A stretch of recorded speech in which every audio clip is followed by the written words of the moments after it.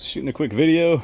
We made it through our 5,500 mile road trip, but we had some casualties. We got hit by a car in Jersey about 4,200 miles in and did quite a lot of damage. The sliding door is going to have to be replaced. There's some superficial B-pillar damage. Driver's door is going to have to be replaced. The A-pillar's pushed in a bit. They should be able to pull that back out.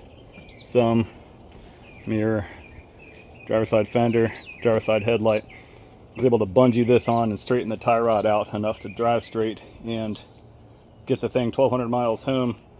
But let's see, the def tank got cracked in a most inopportune spot.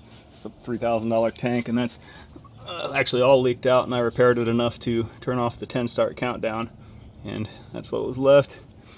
Needs a new front bumper, side curtain, airbag, the passenger seat airbag. Both seatbelt retractors have a squib in them and fired, so those are both trash. And then of course all the trim and everything's gonna have to be repainted with Raptor and all that. It's gonna be quite a lot of work, but there were no injuries. And again, the van was able to limp home under its own power. Also, the Bilstein strut with the new rip kit got bent in about 5 degrees, maybe 10. So I've ordered a new one. Luckily, none of the Hyperco stuff that goes over the Bilstein strut was damaged, so I'm going to swap that out. Inner tie rod, and inner tie rod was bent down quite a bit. I bent it back with a bottle jack enough to get us in a straight line. So ordered outer tie rod, inner tie rod, and about to order some new studs from Agile. About 3 of those are bent.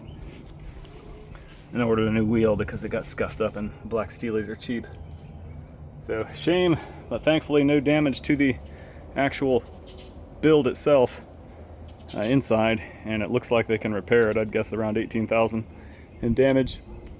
So anyway, it's a shame, but everybody's safe.